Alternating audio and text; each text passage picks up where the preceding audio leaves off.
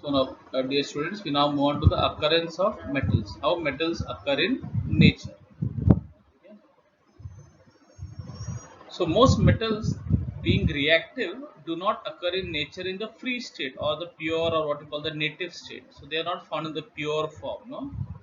So why? Because they are all the metals are most of the metals are reactive, okay, except a few ones. But they are because they don't occur in the free state, they will be found in the combined state.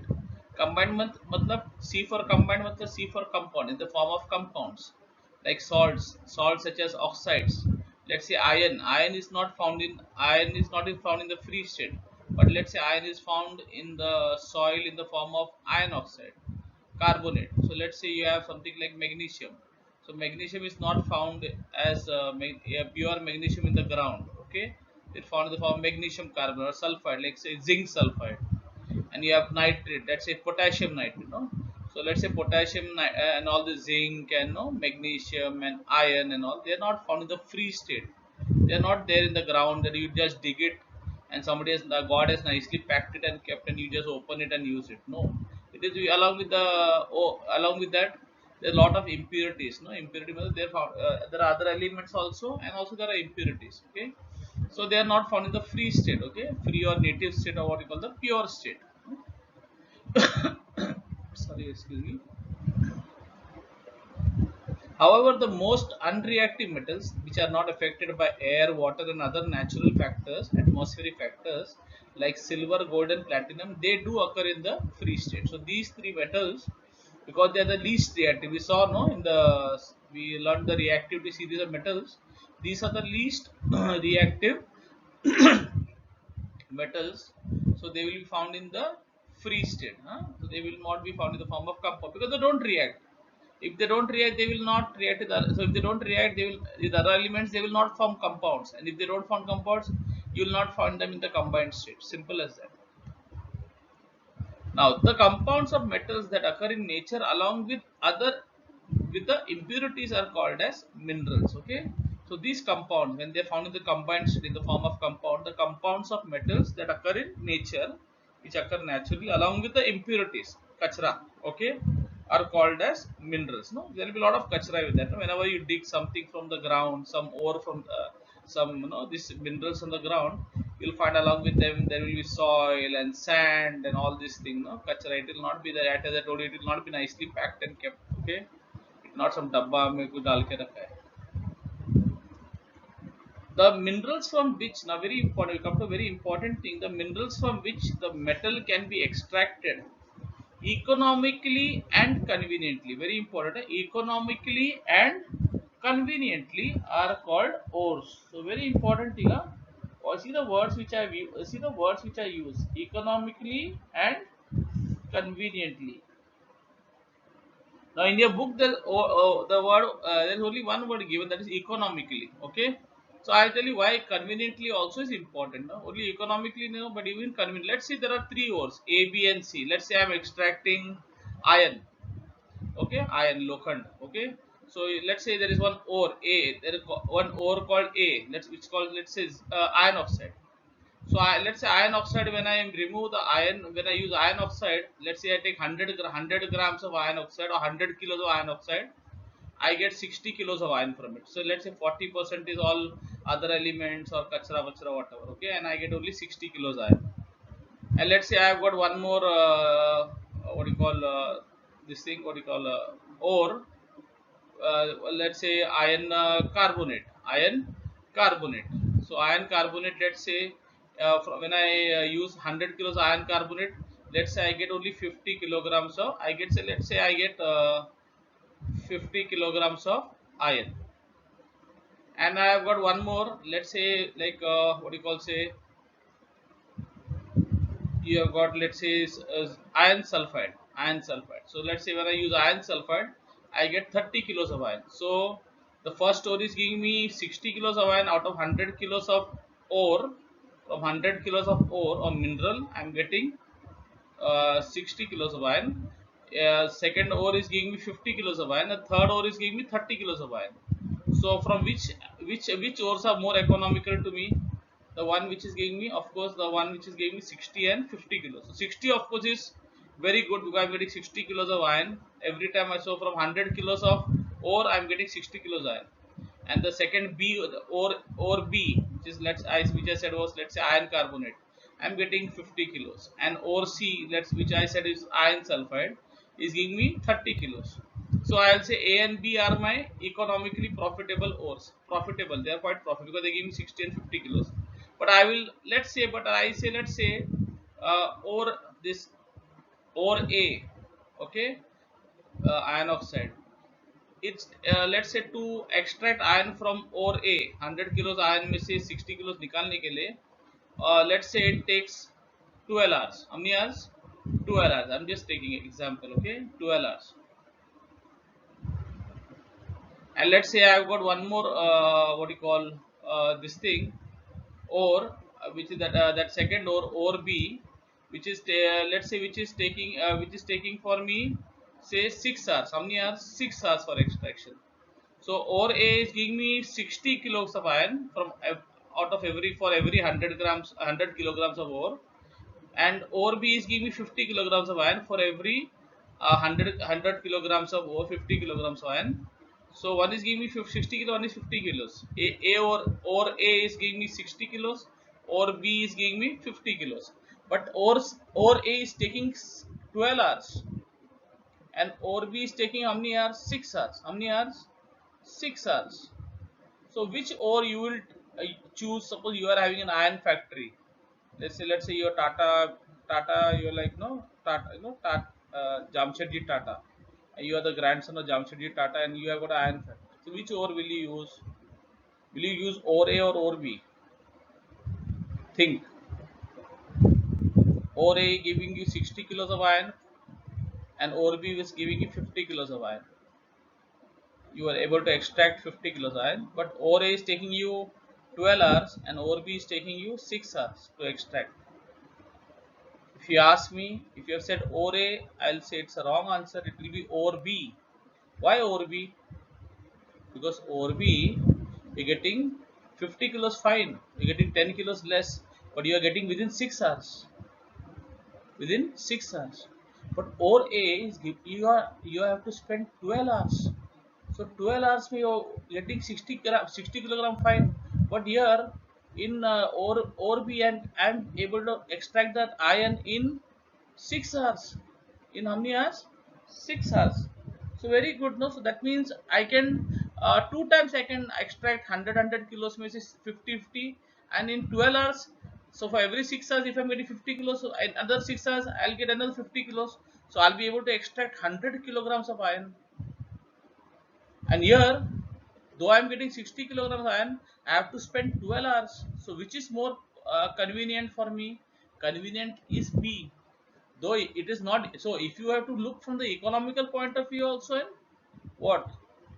On the convenience point of view also. How convenient, how easy it is.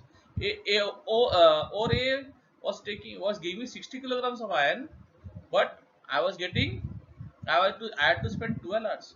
But or B, 50 kilograms of iron, but only 6 hours. So if I'm so 6 plus 6, 12 hours. In 12 hours I'll be able to extract 100 kilograms, much more than what ore was giving. Ore is giving me 100 kilograms in 12 hours. From 100 kilograms I was getting only 60 kilograms. But here in 12 hours I'm able to do my extraction two times, and every extraction I'm getting 50 kilos. I'm getting 100 kilos. So I'm getting 40 kilograms more than the ore. Of course I'm using more ore, but you have to see the profit also, how fast the process is going.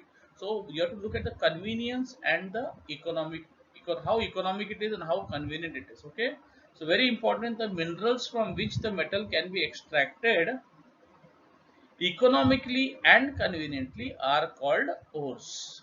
Okay, economically and conveniently, dono. Okay, it should be economical, that means it should be profitable also, and convenient also. How much time it is taking and all that is very important. Okay, so we come to the golden statement. Hence it is said, all ores are minerals, but all minerals are not ores. all ores are minerals, but all minerals are not ores. It's like, okay, it's like saying all men are human beings, but all human beings are not men, because some are women also. All men are human beings, but all human beings are not men. All men can be human beings because men are human beings. But can all human beings be men? No, there are women also. There are women also. Why? The same way, all ores are minerals. All ores are minerals because all ores are basically minerals. But all minerals are not ores. Why? Because not all minerals I am able to profitably and conveniently extract the metals. Only some minerals I am able to extract profitably and conveniently. Example, I give you that ABC ore, no, or A or B and or C, which was profitable and convenient both. That was ore B, and ore A and ore C. They were like my minerals. They are minerals. They are minerals, but they are not ore. Sorry, I must have used that word ore when I was talking about there. It is, didn't want to say the word ore. Actually, I meant to say was mineral. Okay. So okay, you had mineral A, mineral B, and mineral C. No? Mineral A was iron oxide, mineral B was iron carbonate, and mineral C was iron sulfide. Okay, so only my mineral B was a ore, whereas mineral A and mineral C, they were just minerals. So all minerals are not ores, but all ores are minerals. All ores are minerals. Okay, like last year we learned, now all alkalis are bases, but all bases are not alkalis. Why? Because not all bases dissolve in water. So only bases which dissolve in water are called alkalis. So all alkalis are bases because all alkalis, they are bases only. What bases they are? Alkalis are those bases which dissolve in water. But are all bases alkalis? No, not all bases dissolve in water. Only few bases dissolve in water, which we call alkalis. Okay, it's like saying that. Okay, I hope this is clear to you. What is ore and what is mineral? Okay, ore is a mineral from which you can easily extract, profitably and easily or conveniently extract a metal.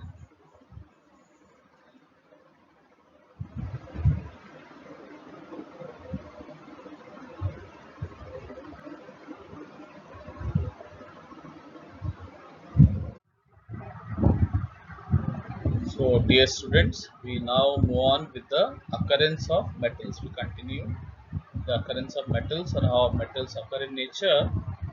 Now, metals or these minerals or ores, they do not occur in nature, or these metals don't occur in nature in the isolated form. No, in separated in some boxes or dabbas that you just go and dig the ground and open the dabba and remove the metals. No, these metals or these minerals or ores are also along with these minerals or ores, there are a lot of impurities also which are present, and these impurities or kachara which is present, such as soil, sand, rocky material, etc., which is present in the ores, are called gangue or matrix. Okay,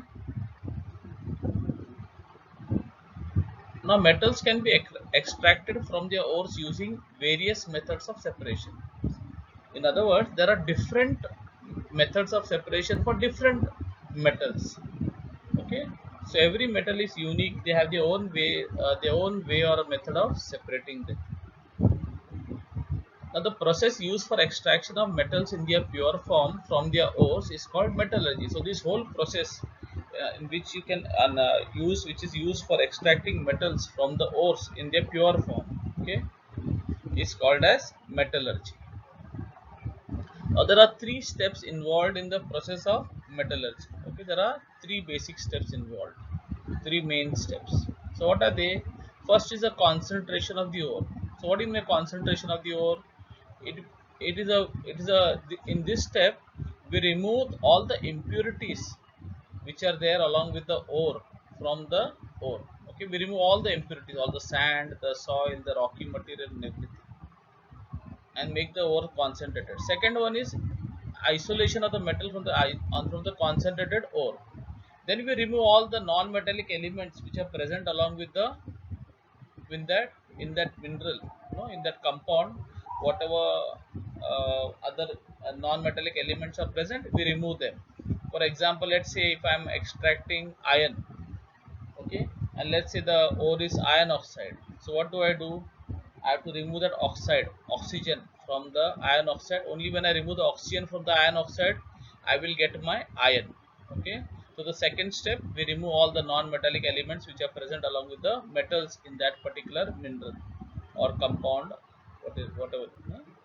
And the last one is, after we isolate the metal or remove the metal, extract the metal, then we purify it further. Now that metal which we get from the concentrated ore is not very pure. Maybe it's, let's say it is 99% pure. Then we have to make it more pure. So we send it for purification or for refining. We purify or refine it, and that is called, we call this process as purification or refining. In this method, the the metal becomes, which was 99% pure, around 99% pure, will now become, I can't say 100%, there is nothing in this world which is 100%. You can say it becomes 99.99% pure, 99.99% pure. Okay, so that's how the metallurgy works. So now we'll go to the first step. We'll see how the ores are concentrated. What are the various methods of concentrating the ores? So I will show you some videos, because what happens, if I tell you verbal, you will not understand. So if you see the video, you will be able to understand better. So let's see the videos.